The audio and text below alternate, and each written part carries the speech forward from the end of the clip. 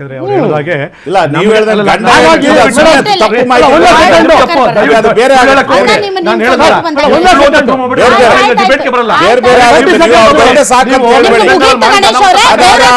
ಸಾಕಂತ ಹೇಳ್ಬೇಡ್ರಿ. ಪೂರ್ತಿ ಚರಿತ್ರೆ ಅಮ್ಮ ಈಗ ಮ್ಯಾಪಿಂಗ್ ಅಂತಕ್ಕಂಥದ್ದು ಯಾಕಂದ್ರೆ ಚುನಾವಣಾ ಆಯೋಗನ ಡಿಫೆಂಡ್ ಮಾಡೋದು ನನ್ನ ಕರ್ತವ್ಯ ಅಲ್ಲ. ಸತ್ಯ ಬಸವರಾಜ್ ಸರ್ ಹೇಳಿದ್ದು ನನ್ನ ಸತ್ಯ. ಆದ್ರೆ ಚುನಾವಣಾ ಆಯೋಗ ಈ ಒಂದು ವಿಷಯಕ್ಕೆ ನನ್ನನ್ನು ಕರೆದಂತ ಸಂದರ್ಭದಲ್ಲಿ ಅಂದ್ರೆ ನನ್ನನ್ನು ಅಂದ್ರೆ ನನ್ನ ಪಕ್ಷವನ್ನ ನಾಳೆ ಏನಾದ್ರು ಒಂದ್ ನಿಮಿಷ ಸರ್, ನಾಳೆ ಏನಾದ್ರು ಲೋಪದೋಷಗಳಾದಾಗ ನೀವು ಮತ್ತು ಗಣೇಶ್ ಸರ್ ಅದಕ್ಕೆ ಹೊಣೆಗಾರಿಕೆ ಹೊರ್ತೀರಿ? ಕಂಪ್ಲೀಟ್ ಮಾಡ್ತೀನಿ. ಆಗಲ್ಲ, ಅಫಿಷಿಯಲಿ ಸಾಧ್ಯ ಇಲ್ಲ. ಅಫಿಷಿಯಲಿ ಸಾಧ್ಯ ಇಲ್ಲ.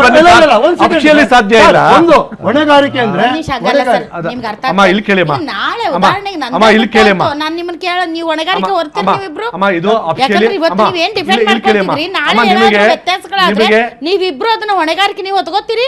ನೀವು ಬಿಜೆಪಿ ಅವರು ಮತ್ತೆ ಜೆಡಿಎಸ್ ಅವರು ಇಲ್ಲ. ಅಮ್ಮ ಇದು ನನ್ನ ಕರ್ತವ್ಯ ಅಲ್ವೂ ಅಲ್ಲ ಅಮ್ಮ, ಇದು ನನ್ನ ಜವಾಬ್ದಾರಿ, ಇದು ಕರ್ತವ್ಯ ಅಲ್ಲ. ದಯವಿಟ್ಟು ಎರಡಕ್ಕೂ ವ್ಯತ್ಯಾಸ ಇದೆ. ಈಗ ನನ್ನನ್ನು ಚುನಾವಣಾ ಆಯೋಗ ಸಭೆಯನ್ನು ಕರೆದು SIR ಬಗ್ಗೆ ಹೇಳಿದಂತ ಸಂದರ್ಭದಲ್ಲಿ ನಾನು ಕಂಡುಕೊಂಡಿರ್ತಕ್ಕಂಥ ಮಾಹಿತಿನ ಇಲ್ಲಿ ತರ್ತಾ ಇರೋದಷ್ಟೇ, ಅದು ಬಿಟ್ಟು ಬೇರೆ ಏನು ಇಲ್ಲ. ಈಗ ಮ್ಯಾಪಿಂಗ್ ಅಂತಕ್ಕಂಥದ್ದು ಕೇವಲ ಇಲ್ಲಿ ಒಂದು ಭಾಗನೋ ಹೊರತು ಅದೊಂದೇ ನಮಗೆ ಸಮೀಕ್ಷೆ ಅಲ್ಲ. ಮ್ಯಾಪಿಂಗ್ ಅನ್ನು ನೀವು 2002ರಿಂದ 2025 ಮಧ್ಯದಲ್ಲಿರ್ತಕ್ಕಂಥ ಮಾಹಿತಿಯನ್ನು ಕ್ರೋಢೀಕರಿಸಿ ಮ್ಯಾಪಿಂಗ್ ಮಾಡಿರ್ತಾರೆ. ಇನ್ನು ಡೂಪ್ಲಿಕೇಟು ಪ್ರಿಂಟೆಡ್ ಫಾರ್ಮ್ ತೊಗೊಂಡು ಕೊಡ್ತಾರೆ, ನಿಮ್ಮ ಕೈಗೆ ಸರಿನೋ ತಪ್ಪು ಅಂತ ಹೇಳಿದ್ರಾಯ್ತು. ಆದರೆ ಅಲ್ಲಿ 3 ಥರದ ಸಮಸ್ಯೆಗಳು ನೀವು ಆಗಲೇ ಹೇಳಿದ್ರಿ.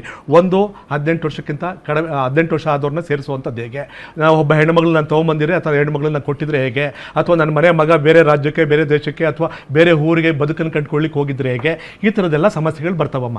ಅದಕ್ಕೂ ಸಹ ಫಾರಂ ನಂಬರ್ 6, 7, 8 ಅವಕಾಶವನ್ನು ಮಾಡಿಕೊಟ್ಟಿದೆ. ಇದಿಷ್ಟು ಮೂರನ್ನು ಸಹ ಆ ಮನೆಗೆ ಸಂಬಂಧಪಟ್ಟಂಗೆ BLO ಮಾಡ್ತಾರೋ ಇಲ್ವೋ ಅಂತಕ್ಕಂಥದ್ದನ್ನ ಜವಾಬ್ದಾರಿಯುತವಾಗಿ ಎಲ್ಲ ನೋಂದಾಯಿತ ಪಕ್ಷಗಳು ಮಾಡಬೇಕು. ಇದು ನಮ್ಮ ಜವಾಬ್ದಾರಿ. ಈ ಜವಾಬ್ದಾರಿನ ನಿಲ್ಲಿಸ್ಕೊಳ್ಳೋ ಹೋಗಿದ್ರೆ ನಾನು ಆ ಥರದ್ದು ಮಾತಾಡ್ಬೋದು. ನಾನು ಜವಾಬ್ದಾರಿ ನಿರ್ವಹಿಸಲ್ಲ ಅನ್ನೋಗಿದ್ರೆ ಬರೀ ನನಗೆ ಹಕ್ಕುಗಳು ಮಾತ್ರ ಬೇಕು, ಜವಾಬ್ದಾರಿ ಇಲ್ಲ ಅಂತ ನಾನು ದಾಷ್ಟಿದ ಮಾತಾಡೋಗಿದ್ರೆ ಬಹುಶಃ ಇದಕ್ಕೆಲ್ಲ ದಾರಿ ಹಾಕೊಡುತ್ತೆ. ಮ್ಯಾಪಿಂಗ್ ಅಂತಕ್ಕಂಥದ್ದು ಫೈನಲ್ ಅಲ್ಲ.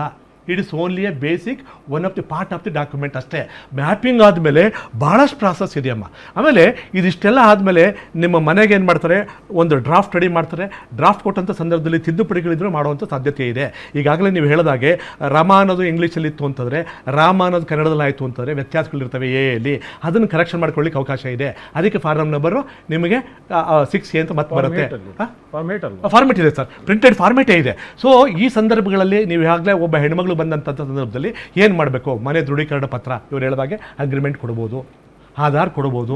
ಮತ್ತೆ ಹಿಂದೆ ನೀವು ಯಾವುದೋ ಊರಲ್ಲಿದ್ರಿ, ಅಲ್ಲಿದ್ದಂಥ ಸಂದರ್ಭದಲ್ಲಿ ಯಾವುದೋ ವೋಟರ್ ಲಿಸ್ಟಲ್ಲಿದ್ರಿ, ಅದ್ರ ಪಾರ್ಟ್ ಏನಾದ್ರು ಜೆರಾಕ್ಸ್ ತೆಗೆಸಿ ಅಥವಾ ಮೊಬೈಲಲ್ಲಿ ಕಳಿಸ್ಬಿಟ್ರು ಸಾಕು, ಅದನ್ನು ಕನ್ಸಿಡರ್ ಮಾಡ್ತಾರೆ. ಈ ಥರದ್ದು 10 ದಾಖಲೆಗಳಲ್ಲಿ 1 ದಾಖಲೆಗಳು ಕೊಟ್ಟರು ಸಾಕು, ನಿಮ್ಮನ್ನು ಇನ್ಕ್ಲೂಡ್ ಮಾಡ್ಕೋತಾರೆ.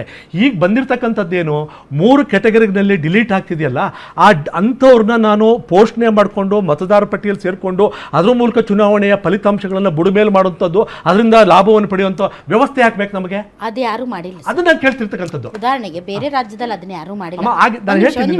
ಸತ್ತವ್ರ ಹೆಸರ ಮೇಲೆ ಯಾರು ಕೋರ್ಟ್ ಹೋಗ್ಬೇಕಂದ್ರೆ ನೀವು ಬದುಕಿರಬೇಕು. ಅಮ್ಮ ನಿಮ್ಗೊಂದು ಹೇಳ್ತೀನಿ ಕೇಳಿ. ನಾನು ನಂದಿನಿ ಲೇಔಟಲ್ಲಿ ನಾನು ಒಂದು ಸುಮ್ಮನೆ ನಾನೇ ಹಾಗೆ ಸಮೀಕ್ಷೆ ಮಾಡಿದ್ದೀನಿ.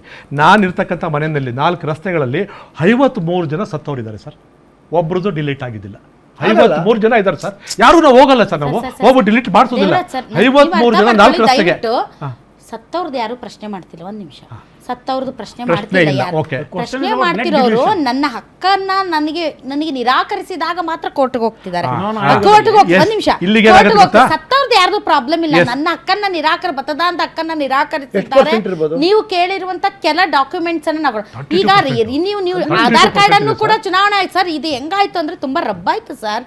ಯಾಕಂದ್ರೆ ಪ್ರತಿಯೊಂದು ಬಸವರಾಜ್ ಸರ್ ಹೇಳಿದಾಗೆ ಯಾಕೆ ಅಂತಂದ್ರೆ ಸರ್, ಈಗಿನ ಮೊದಲು ಹೆಂಗೆ ನಡೀತಿತ್ತೇನೋ, ಈಗ ನೀವು ಎಲ್ಲೋ ಪ್ರಪಂಚದ ಯಾವ ಮೂಲೆಯಲ್ಲಿ ಏನು ನಡೆದ್ರು ಕೂಡ ನಿಮ್ಮ ಫಿಂಗರ್ ಟಿಪ್ಪಲ್ಲೇ ಗೊತ್ತಾಗ್ಬಿಡುತ್ತೆ ಜನಸಾಮಾನ್ಯರಿಗೆ. ಬಿಹಾರದಲ್ಲಿ ರಬ್ಬಾಯ್ತಲ್ಲ ಸರ್, ಏನು ಅಂತಂದರೆ ನೀವು ಆಧಾರ್ ಕಾರ್ಡ್ನು ವ್ಯಾಲಿಡ್ ಮಾಡಲಿಲ್ಲ. ಅವಾಗ ಕೊನೆಗೆ ಕೋರ್ಟ್ ಡೈರೆಕ್ಷನ್ ಕೊಟ್ಟು ಇಲ್ಲ ನೀವು ಆಧಾರ್ ಕಾರ್ಡ್ನ ಪರಿಗಣಿಸಬೇಕು ಅಂತ. ಸೊ ಈ ಥರದ್ದೆಲ್ಲ ಕೆಲವೊಂದು ಅನುಮಾನಗಳಾಗಿ ಇವತ್ತು ಅದೊಂಥರ ಬೆಟ್ಟ ಆಗಿ ಕೂತಿದೆ. ಬಟ್ ಅದನ್ನ ನಾವು ಸರಳೀಕರಣ ಮಾಡ್ಬೇಕಷ್ಟೇ ಸರ್. ನೀವು ಏನು ಲೋಪಗಳನ್ನು ಕಂಡಿದ್ದೀರಿ ನೀವು ಹೇಳ್ರಿ. ಈಗ ಹೇಳ್ರಿ ನೋಡಿ, ಈಗ ದೇವರಾಜ್ ಸರ್ ಕೆಲವೊಂದು ಅಂಶಗಳನ್ನ ಎಕ್ಸ್ಪ್ಲೈನ್ ಮಾಡೋದು. ಈಗ ಸರ್ ಡೈರೆಕ್ಟ್ ಪಾಯಿಂಟಿಗೆ ಬರೋಣ. ನಿಮ್ಮದು ಪ್ರಾಬ್ಲಮ್ ಏನು ಅಲ್ಪಸಂಖ್ಯಾತರು ಒಂದು ತಡ್ರಿ ಈಗ ದೀದಿದು ಏನು ಪ್ರಾಬ್ಲಮ್ ಇತ್ತು ಅಲ್ಲೂ ಅಲ್ಪಸಂಖ್ಯಾತರದೇ ಇತ್ತು. ಯಾಕಂದರೆ ಅಲ್ಪಸಂಖ್ಯಾತರು, ದಲಿತರು, ಅಹಿಂದ ಅದನ್ನು ಎಲ್ಲರೂ ಅವ್ರವ್ರು ಕ್ಲೇಮ್ ಮಾಡ್ಬೋದು. ಹಿಂದ ಬಿಡ್ರಿ, ಅಲ್ಪಸಂಖ್ಯಾತರನ್ನ ಇಟ್ಕೊಳ್ಳೋಣ. ಈಗ ಅಲ್ಪಸಂಖ್ಯಾತರು ಅತಿ ಹೆಚ್ಚು ಅಲ್ಪಸಂಖ್ಯಾತರು ಮೆಜಾರಿಟಿ ಇರುವಂಥ ಕಾನ್ಸ್ಟಿಟ್ಯೂಯೆನ್ಸಿಯಲ್ಲಿ, ಅದರಲ್ಲೂ TMCಗೆ ವೋಟ್ ಹಾಕುವಂತಹ ಜನರನ್ನು ವೋಟರ್ ಲಿಸ್ಟಿಂದ ಕೈಬಿಟ್ಟಿದ್ದಾರೆ ಅನ್ನೋದು ಮಮತಾ ಅವರ ಆರೋಪ. ಈಗ ಇಲ್ಲೂ ಕೂಡ ನಿಮ್ಮ ವೋಟ್ ಬೇಸು ಡೆಫಿನೆಟ್ಲಿ ಅಲ್ಪಸಂಖ್ಯಾತರು ಇಂಟ್ಯಾಕ್ಟಾಗಿ ನಿಮ್ಗೆ ವೋಟ್ ಹಾಕ್ತಾರೆ. ಅವ್ರ ವಿಚಾರದಲ್ಲಿ ಏನೋ ಚುನಾವಣಾ ಆಯೋಗ ಏನೋ ಮಾಡಿಬಿಡ್ಬೋದೇನೋ ಅನ್ನೋ ಒಂದು ಭಯ ಇದೆ.